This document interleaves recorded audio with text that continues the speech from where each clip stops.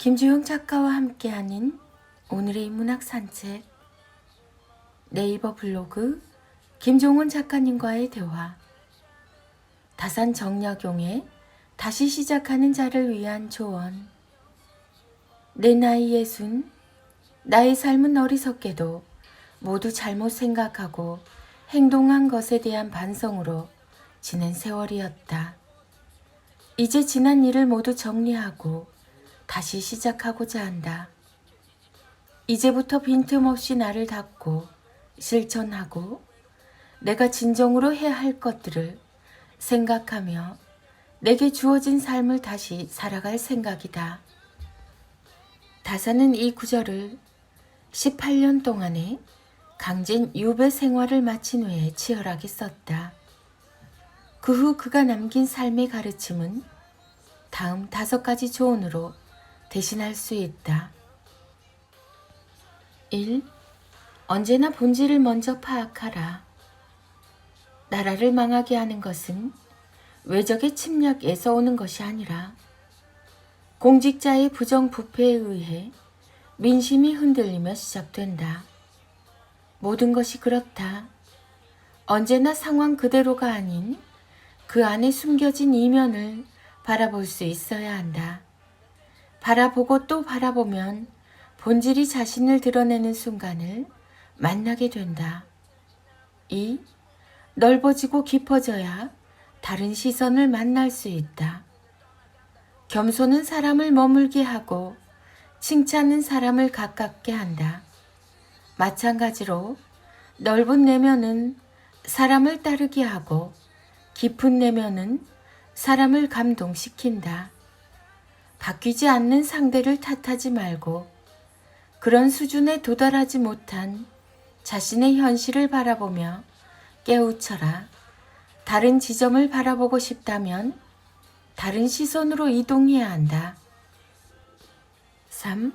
의지가 곧 여유를 창조한다. 여유가 생긴 뒤에 남을 도우려고 하면 결코 그런 날은 없을 것이고 여유가 생긴 뒤에 책을 읽으려 하면 결코 그런 기회는 없을 것이다. 언제나 변화의 기회는 그걸 결심한 현재에 있다. 지금 하지 않는다면 당신은 영원히 하지 않게 될 것이다. 강한 의지가 곧 넉넉한 여유를 창조한다는 사실을 기억하자. 여유는 주어지는 게 아니라 스스로 창조하는 것이다. 4. 조금 더 영원한 가치를 보라. 말은 쉽게 사라지고 글은 오랫동안 남는다. 그러므로 쉬지 말고 기록하라. 기억은 흐려지고 생각은 사라진다. 머리를 믿지 말고 손을 믿어라. 생각한 것을 바로 글로 남기지 않으면 바람과 함께 사라진다. 언제나 무언가를 조금이라도 더 오랫동안 붙잡겠다는 의지를 가져야 한다.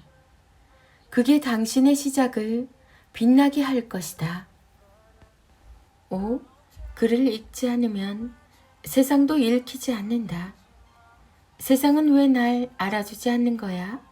라고 한탄을 하는 사람들의 공통점 중 하나는 바로 독서를 제대로 하지 않는다는 것에 있다. 글을 제대로 읽을 수 없는 사람은 글이 모여 탄생한 세상도 당연히 제대로 읽지 못한다. 열심히 일한 만큼 성과를 낼 수 없게 되는 것이다.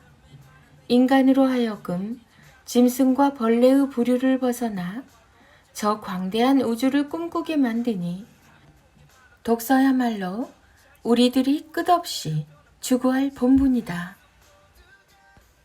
그는 자신의 삶을 다시 시작하는 소중한 제자들에게 이런 이야기를 자주 들려주었다. 우리가 배불리 먹고 따뜻하게 입으며 죽는 날까지 근심 없이 지내다가 세상을 떠나는 날에 사람과 뼈가 함께 썩어버리고 한 상자의 글도 전할 것이 없다면 그런 인생은 없는 것과 같다. 그런 것을 인생이라 부른다면 그의 인생이란 짐승과 다를 바가 없을 것이다. 삶은 우리에게 기회를 주지만 실패를 더 자주 준다. 그래서 몇 번이고 다시 시작해야 하는 상황을 맞이하게 된다. 그때 다사는 위에서 언급한 것처럼 먼저 본질을 파악한 후 다른 시선을 가져야 하며 당장 시작할 여유를 창조해야 하고 더 영원한 가치를 바라보며 독서를 시작하라고 조언했다. 그리고 마지막에는 그렇게 살았던 삶의 기록을 글로 남기라고 말했다. 그의 조언을 가슴에 담고 이제 당신도 당신의 역사를 쓰면 된다. 카카오 스토리 김종원 작가님의 생각 공부. 잘 해주고 상처받지 않는 법. 식당에서 식사를 하다가 반찬 하나가 유독 맛있어서 최대한 정중하게 이 반찬 좀 더 주실 수 있나요? 라고 말했지만 그건 한 번만 나가는 반찬입니다. 라는 거절을 당했을 때 기분이 상하는 이유는 간단하다. 반찬을 더 달라고 요구할 때 이미 속으로 이런 결론을 내렸기 때문이다.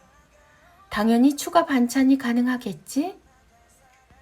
일상에서 이루어지는 모든 잘해주고 상처받는 이유도 역시 마찬가지다. 지나가기 잠시 비켜주시겠어요? 커튼 좀 내릴 수 있을까요?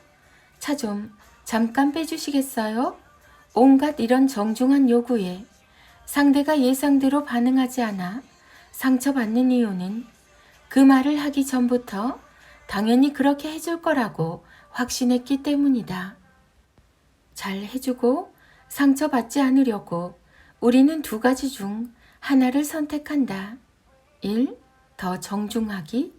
2. 더 치열하게 요구하기. 하지만 두 가지 모두 좋은 결과로 연결되기 힘들다. 그건 어디까지나 내 기준에서 시작한 방법이기 때문이다. 이런 생각으로 살아야 잘 해주고 상처받지 않는 일상을 보낼 수 있다. 그렇구나. 그럴 수 있지. 아무리 정중해도 안 되는 게 있다. 그건 상대가 무례하기 때문이 아니라 처음부터 안 되는 것이었기 때문이다. 그럴 때는 그렇구나. 그럴 수 있지. 라는 말로 그 상황을 이해하고 스치는 게 좋다. 하나하나 걸고 넘어지면 얻는 것 하나 없이 더 큰 고통만 지워지지 않는 문신처럼 남는다. 2023년 4월 김종원 작가. 좋은 기분을 유지하고 아이의 생각을 자극하며 지혜롭게 혼내는 법. 너 에디슨 같아. 너 손흥민 선수 같아. 아이는 처음 해보는 게 많습니다. 그래서 자주 실수를 하고 실패도 합니다. 머릿속에서는 그 모든 것이 성장하는 과정이라고 생각은 하지만 부모도 결국 사람이라 그럴 때마다 분을 참지 못하고 이렇게 화를 내게 되죠. 내가 너 그럴 줄 알았지. 조심하라고 몇 번을 말했어.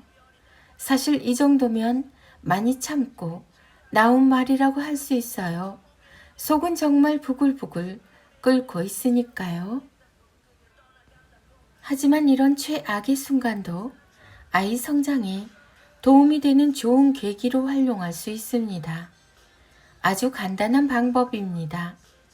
동시에 혼을 내면서도 부모와 아이 모두 좋은 기분을 유지할 수 있게 만들 수도 있으니 좋은 마음으로 활용하시면 됩니다. 바로 이 말입니다. 너 에디슨 같아. 너 세종대왕 같아. 너 손흥민 선수 같아. 이게 대체 무슨 말이야?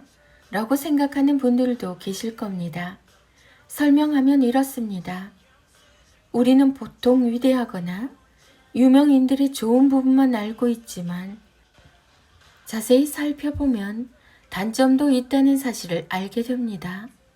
손흥민 선수는 어렸을 때부터 자기 마음대로 되지 않을 때 눈물을 자주 흘렸습니다. 이 버릇은 커서도 고쳐지지 않아서 가끔 경기에서 오는 모습을 보게 되죠. 발명왕 에디슨은 워낙 잘 알고 계시듯 어렸을 때 호기심에 엉뚱한 행동을 자주 했고, 성군의 대명사 세종대왕은 운동을 거의 하지 않고 육식을 즐겨서 걸어 다니는 종합병원일 정도로 비만이었습니다. 그런 위인들의 모습을 아이가 일상에서 보여줄 때마다 기분 상하지 않게, 그러나 아이가 자신의 행동을 분명히 인식할 수 있게 이렇게 말하는 거죠. 호기심에 엉뚱한 행동을 할 때 너 에디슨 같아. 운동은 안 하고 먹기만 할 때 너 세종대왕 같아. 자주 울고 지기 싫어 고집 부릴 때 너 손흥민 선수 같아. 물론 이렇게 생각하실 수도 있습니다. 부정적인 모습만 강조하는 게 아닐까? 부정적인 이미지만 남는 게 아닐까? 하지만 이런 방식의 말은 아이의 더 많은 부분에서 긍정적으로 작용합니다. 일단 잔소리가 아니라서 좋습니다. 아이는 결국 실수를 통해서 성장하는데, 그때마다 앞서 언급한 것처럼 내가 너 그럴 줄 알았어. 조심하라고 몇 번을 말했어. 라고 혼내면 화를 내는 부모도 기분이 나쁘지만 아이 역시 잔소리로만 들으며 자꾸만 멀어지게 됩니다. 하지만 이런 방식으로 부모와 아이가 아는 사람을 통해서 가볍게 잘못한 행동을 언급하고 지나가면 스스로 자신의 행동을 되돌아보며 생각할 수 있게 되죠. 또한 아이의 생각이 깊어지면 이렇게 역으로 생각해서 자신의 단점을 좋게 활용할 방법을 구상할 수도 있습니다. 호기심으로 엉뚱한 행동을 한 덕분에 에디슨은 발명왕이 되었지.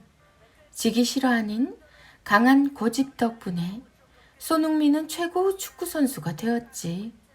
운동을 싫어하는 성향 덕분에 세종대왕은 독서할 시간을 더 많이 즐길 수 있었지.